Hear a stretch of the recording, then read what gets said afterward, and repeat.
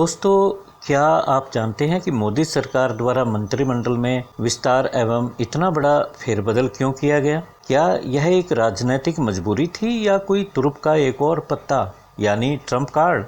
क्या कुछ मंत्री अपना कार्य वाकई सही तरीके से नहीं कर रहे थे? आखिर ऐसा क्यों हुआ? और वीडियो के अंत में मंत्रिमंडल के विस्तार और फेरबदल का विपक्ष पर क्या असर हुआ, यह भी जानने का हम प्रयत्न करेंगे। दोस्तों, उपरोक्त सभी प्रश्न आपके दिमाग में जरूर आ रहे होंगे और आज मैं इन सब प्रश्नों का उत्तर इस वीडियो में देने जा रहा हूं। परंतु इससे पहले आप मेरे चैनल को अवश्य ही सब्सक्राइब कर लें ताकि आपको भविष्य में आने वाले सभी वीडियोस के अपडेट्स मिलते रहें। धन्यवाद। अब आगे बढ़ते हैं। यह समाचार तो आपने टेलीविज़न के या अन्य कई माध्यमों से जान लिया होगा कि मोदी सरकार के मंत्रिमंडल में एक बहुत बड़ा फेरबदल हाल ही में हुआ है। मंत्रिमंडल के सदस्यों की कुल संख्या अब 78 हो गई है, जिनमें 38 नए मंत्री शामिल किए गए हैं और 12 पुराने दिग्गज मंत्रियों को अपना पद छोड़ना पड़ा है। वर्तमान मंत्रिमंडल में कुल 81 सदस्य ही हो सकते हैं। आपने यह भी देखा होगा कि मंत्रिमंडल के शपथ समारोह के अवसर पर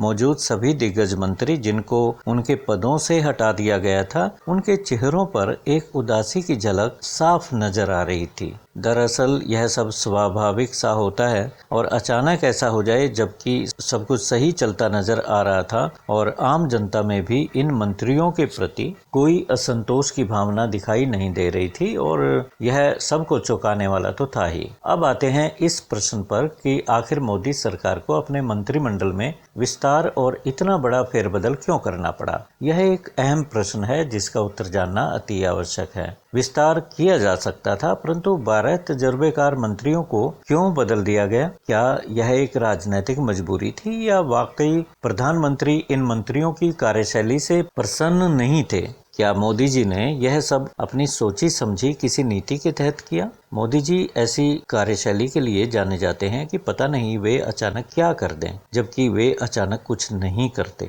बहुत सोच विचार, गहन चिंतन और अपनी टीम के नजदीकी सहयोगियों के साथ सलाह मशवरा करने के बाद ही वे ऐसा करते हैं। परंतु वे भविष्य में लागू किए जाने वाले सभी निर्णयों को गोपनीय रखते हैं। शायद उनकी यही खूबी उन्हें सबसे अलग बनाती है। मोदी सरकार को यह भी बहुत अच्छे से पता था कि अपने 12 दिग्गज मंत्रियों को उनके पदों से मुक्त करने के पश्चात मीडिया कर्मी, विपक्ष और अन्य लोग यह जानना भी चाहेंगे कि आखिर क्या कारण रहे हैं कि इन मंत्रियों को उनके पदों से मुक्त कर दिया गया। ठीक ऐसा ही हुआ। सवाल उठे, उन सवालों के जवाब भी अखबारों में छपे। अखबारों में बताया गया कि आईटी मंत्री रविशंकर जी को सोशल साइट्स पर चल रहे विवाद और कोर्ट के एडवर्स वर्डिक्ट के आने के कारण ही उन्हें अपना पद गंवाना पड़ा। हेल्थ मिनिस्टर हर्षवर्धन जी को अपना पद इसलिए गंवाना पड़ा कि जब कोविड की दूसरी लहर आई तो उस दौरान हेल्थ मिनिस्ट्री अपना कार्य सही तरीके से नहीं कर पा रही थी, जिसके कारण दिल्ली में और अन्य राज्यों में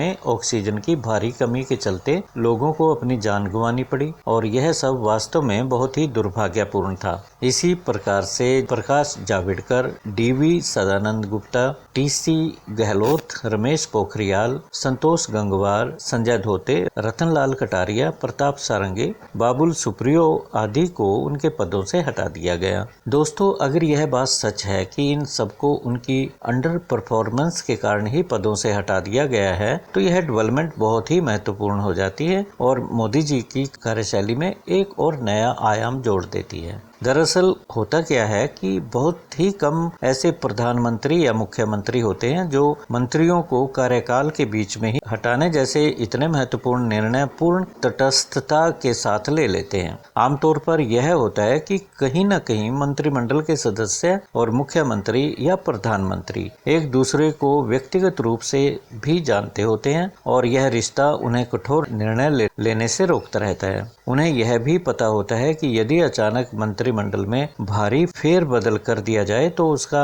सीधा असर पदों से हटाए गए मंत्रियों के विधानसभा या लोकसभा क्षेत्रों पर पड़ता है। कई बार तो ऐसे निर्णयों के कारण पार्टी के भीतर बगावत के या फूट के बीज भी अंकुरित होने लग जाते हैं, क्योंकि आज के युग में बहुत ही कम ऐसे पॉलिटिशियन होते हैं जो अपने निजी स्वार्थों से ऊपर होते हैं और अपने सभी कार्य देश हित और पार्टी हित में करते हैं। परंतु अब तक पदों से हटाए गए मंत्रियों की तरफ से कोई नाराजगी वाली बात खुलकर सामने नहीं आई है, न ही उनके चुनावी क्षेत्रों से कोई नाराजगी उभर कर आई है, और यही होना भी चाहिए था। यह तथ्य एक ही सच्चाई की तरफ इशारा करता है कि पार्टी में अत्यधिक अनुशासन है। अब मैं इस प्रश्न का उत्तर देने का प्रयत्न करूंगा कि मंत्रियों को उनके पदों से हटाने में मोदी सरकार की कोई राजनीतिक मजबूरी तो नहीं थी। इस प्रश्न का उत्तर दोस्तों आपको इसी बात को जानकर लग जाएगा कि यह पार्टी कितनी डायनेमिक है और कितनी ग्रो करती है। इस पार्टी में अचानक कुछ नहीं होता। सब निर्णय बहुत ही गहराई के साथ चिंतन और विचार विमर्श के साथ किए जाते हैं। ऐसा भी कहा जाता है कि जो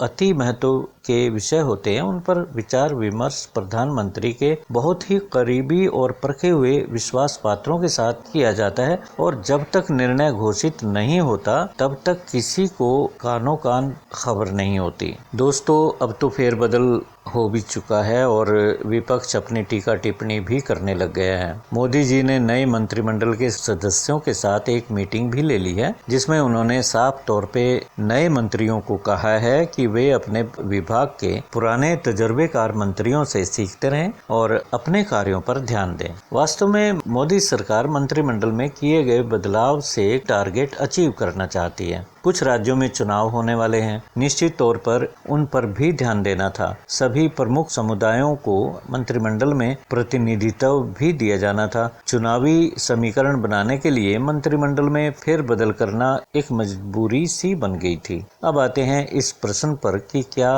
अपने पदों से हटाए गए मंत्री अपना कार्य सही तरीके से नहीं कर रहे थे। दोस्तों, आप सब जानते हैं कि जो भी मंत्री उनके पदों से हटाए गए हैं वे सब बहुत ही तजुर्बेकार व्यक्ति हैं। वे अपना कार्य सही तरीके से कर रहे थे। बाकी पदों से हटाए जाने का कारण मीडिया को तो पूछना ही था, तो उनको कारण बता दिया गया और बात खत्म हुई। दोस्तों, अब खुद सोचिए कि कोविड की दूसरी लहर आई और इसे कौन लाया, आप सब जानते ही हैं। सबसे पहले तो आम जनता इस लहर को लाने में जिम्मेवार है। आम जनता में अधिकतर लोग ऐसे होते हैं जो ना तो कोई मास्क पहनते हैं और ना ही सोशल डिस्टेंस को मानते हैं। इसके अलावा चुनावी दंगल भी हुआ। तो क्या आप अब भी यही समझेंगे कि कोविड की दूसरी लहर पूर्व स्वास्थ्य मंत्री श्री हर्षवर्धन जी लाए? जब सब कुछ अचानक हुआ और कोविड पेशेंट्स की दिल्ली में एकदम बाढ़ सी आ गई, तो हर्षवर्धन जी होते या वर्तमान स्वास्थ्य मंत्री, उस समय सब फेल हो जाते। निष्कर्ष यही निकाला जा सकता है कि मंत्रिमंडल में